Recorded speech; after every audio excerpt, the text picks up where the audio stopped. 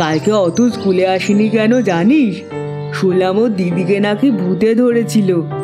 কেমন কেমন যেন করছে রে। দূর, ভূতে আবার ধরবে কি? ভূত বলে কিছু আছে নাকি? কে বলেছে ভূত নেই? রাতের বেলা ওই বাঁশবাগান দিয়ে যা না, দেখবি কেমন মজা। যা, আমি এসব বিশ্বাস করি না। করতে হবে না তোকে বিশ্বাস। ওই দেখ, রাঙা দাদু আসছে। রাঙা দাদুর কাছ থেকেই শুনে নিবি ভূত আছে কি না। এই তোরা থামবি? তোরা এত কথা বললে রাঙা দাদু কিন্তু গল্প বলবে না। চল সবাই মিলে রাঙা দাদুর কাছে গিয়ে গল্প শোনার জন্য আবদার করি। চল চল চল। হ্যাঁ চল। কি ব্যাপার, বিকেল বেলা খেলাধুলো না করে তোরা এখানে এক জায়গায় জড়ো হয়ে কি করছিস?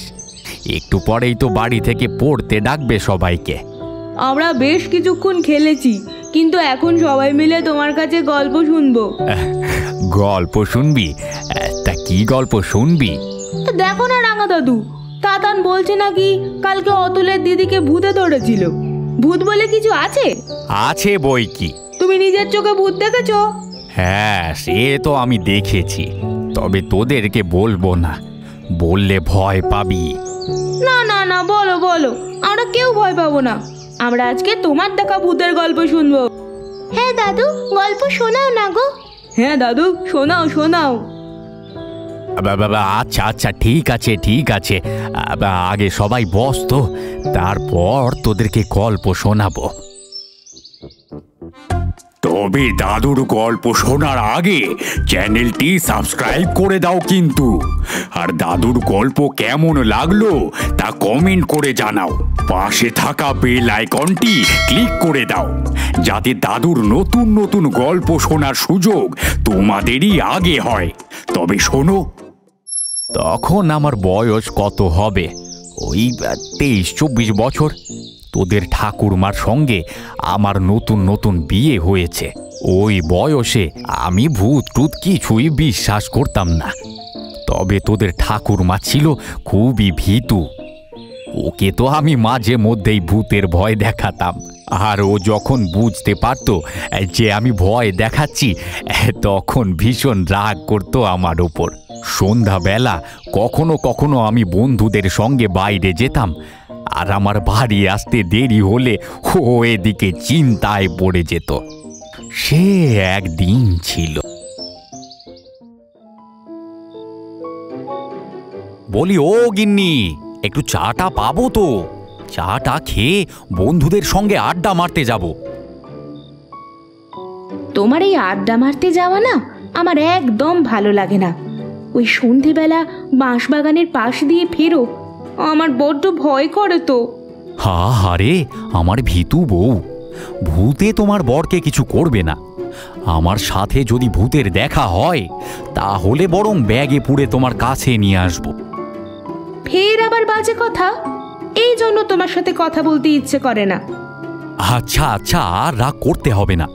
শোনো না, ফেরার সময় তোমার জন্য তেলে ভাজা কিনে নিয়ে ফিরবো। আর রাগ করে না, লক্ষ্মী বউ আমার।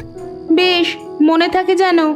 তেলে ভাজা নিয়ে যদি বাড়িতে না ফিরেছ, নিয়ে আসবো গিন্নি, ঠিক নিয়ে আসবো।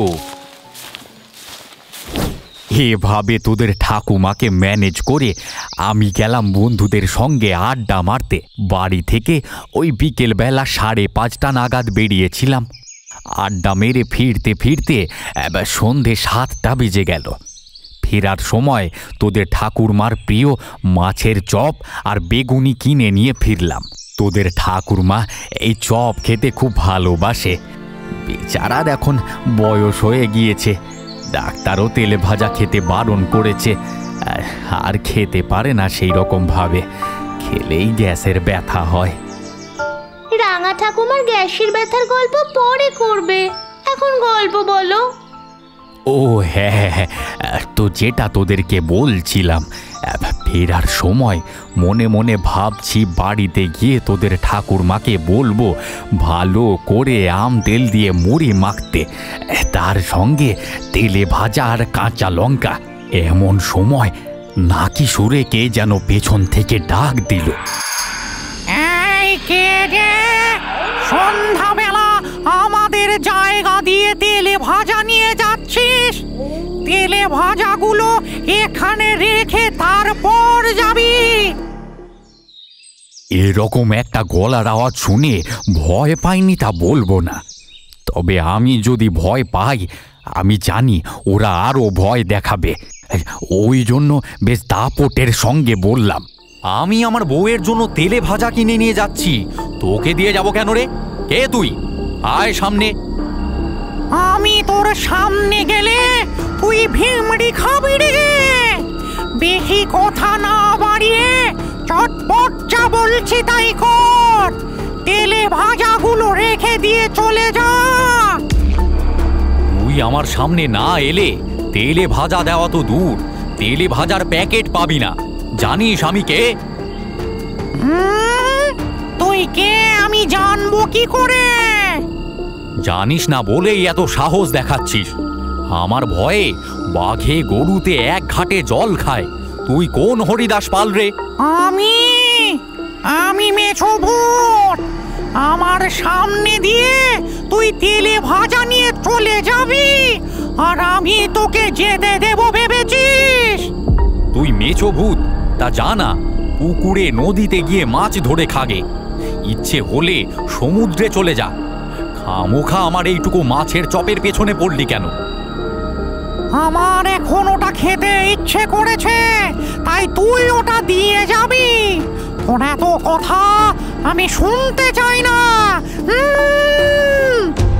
তোর যখন খেতে ইচ্ছে করেছে তা তুই চপওয়ালার কাছ থেকে গিয়ে খানা। এটা আমি আমার গিন্নির জন্য নিয়ে যাচ্ছি। ভুলেও যদি এই চপের দিকে চোখ তুলে তাকিয়েছিস তাহলে এমন মন্তর পড়বো না। তুই একা কেন, তোর 14 গোষ্ঠী এই বাঁশবাগান থেকে বাপ বাপ বলে পালাবি। আমার বাপ ঠাকুর দাদা সবাই ওঝা ছিল। তোদের মতো কত ভূতকে গা ছাড়া করেছি, তুই তো কোন ছাড়। এই রে, এই যে দেখছি বড় মাপের ওঝা। এর আগেও তো আমার দাদা এক ওঝার কাছে ঠ্যাঙানি খেয়ে এক চোখ কানা করে ফেলেছে।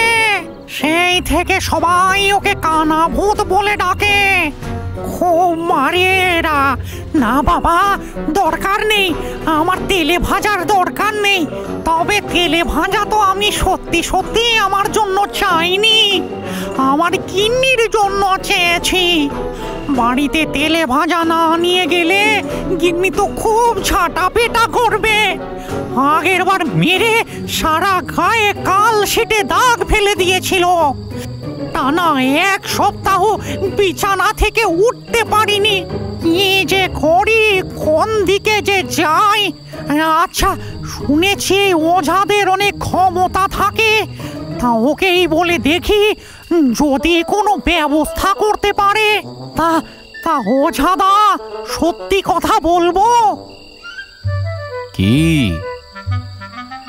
আসলে তেলে ভাজাগুলো আমি না, আমার বউ খেতে চেয়েছে। বুঝতেই তো পারছো দাদা, তেলে ভাজা না নিয়ে গেলে বউ আমাকে মেরেই ফেলবে। এদিকে তুমি আবার আমাকে তেলে ভাজা দিচ্ছ না। যদি তেলে ভাজাওয়ালার থেকে তেলে ভাজা আনতে পারতাম তাহলে তো নিয়েই আসতাম। আসলে ওখানে যে বড্ড আলো, আর আমরা তো আলোয় যেতে পারি না। তুই তো মোরে ভূত হয়ে গেছিস, তোকে আবার নতুন করে মারবে কি করে? বউয়েরা সব পারে গো। তুমি তো অন্য একদিন তেলে ভাজা খেতেই পারো। গিন্নি মাকেও একটু বুঝিয়ে বলো, উনি নিশ্চয়ই আমার বউয়ের মতো নন। তোমাকে দেখেই বোঝা যাচ্ছে তুমি এত ভালো মানুষ। গিন্নিমাও নিশ্চয়ই খুব ভালো। আমাকে আজকে এই তেলে ভাজাগুলো দাও না গো। তোকে দেখে ভয় কি আমি পাইনি রে, তবে বউয়ের জন্যই ভয়ে জয় করেছি। তোকে তো আর বলতে পারছি না, দুনিয়াতে সব গিন্নি একই রকম হয়। আমরা বাইরে যতই লম্প ঝম্প করি, বউয়ের সামনে কিছুই বলতে পারি না। বউয়ের হাত থেকে বাঁচার জন্য ভূতের সাথেও লড়াই করতে পারি। এই তেলে ভাজা আমার একার খাওয়ার হলে কখন দিয়ে পালিয়ে যেতাম, কিন্তু তেলে ভাজা বাড়ি না নিয়ে গেলে বউ আমার ঘাড় মোটকে দেবে। আমি তোর কষ্ট বুঝতে পারছি, কিন্তু আমারও তো প্রাণের দায় আছে। আচ্ছা আচ্ছা, তোর এত বড় সমস্যা যখন, আমি একটা ব্যবস্থা করছি। তুই দাঁড়া এখানে, তোর বউয়ের জন্য আমি তেলে ভাজা এনে দিচ্ছি। তবে কথা দে, এরপর থেকে আমাকে আর জ্বালাবি না। এরপরেও যদি কখনো আমার সব যাতায়াতের পথে বাধা দিয়েছিস, তবে তোর একদিন কি আমার একদিন। না না, কথা দিচ্ছি তোমাকে কোনোদিন জ্বালাতন করব না। আমার জন্য তেলে ভাজা এনে দিলে আমি তোমার কেনা হয়ে থাকবো। আচ্ছা বেশ, তুই দাঁড়া, আমি তেলে ভাজা নিয়ে আসছি। তুই আর তোর বউ দুজনে মিলে মনের সুখে তেলে ভাজা খাস। তারপর কি হলো? কি আবার করব, ভূতের বউয়ের জন্য তেলে ভাজা এনে দিয়ে আমি তাড়াতাড়ি বাড়ি চলে এলাম। এই এই অনেক গল্প হলো, এখন যা তোরা, এবার সন্ধে হয়ে গেছে, এবার বাড়ি গিয়ে পড়তে বসগে। আমিও যাই, তোদের ঠাকুমার সঙ্গে একটু গল্প করি গে। ঠিক আছে, আমরা এখন বাড়ি যাচ্ছি, তবে কালকে কিন্তু নতুন একটা গল্প শোনাতে হবে তোমাকে। আবার একটা নতুন গল্প? বেশ বেশ, তাই হবে। এখন শিগগির বাড়ি যা তো। আর তাতান শোন, অতুলের সঙ্গে দেখা হলে ওকে বলবি দিদিকে নিয়ে যেন একটা ভালো ডাক্তারের কাছে যায়। তুই বরং একটা কাজ করিস, তুই অতুলের বাবাকে আমার কাছে পাঠিয়ে দিস তো, আমি কথা বলবো। এখন যা তোরা। টাটা রাঙা দাদু। টাটা রাঙা দাদু, টাটা।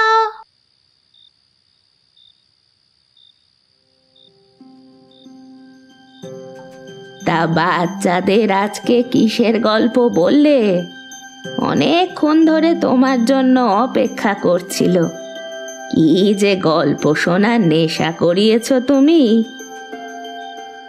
গল্প শোনা তো ভালো অভ্যাস, ছেলেবেলায় আমরাও কত গল্প শুনতাম। আজকে ওদেরকে ভূতের তেলে ভাজা খাওয়ার গল্প শোনালাম। তুমিও পারো বটে। বাচ্চাগুলোকে যা তা একটা আজগুবি গল্প বলে দাও, আর ওরাও সেগুলোকেই গেলে। বড় হয়ে যখন বুঝতে পারবে যে তুমি ওদের পাক্কা গুল দাও, তখন দেখবে কেমন মজা। ছাড়ো না গিন্নি, গল্পের গরুকে যদি গাছে নাই তুলতে পারলাম, তাহলে ওদের রাঙা দাদুর গল্প বলা তো বৃথা।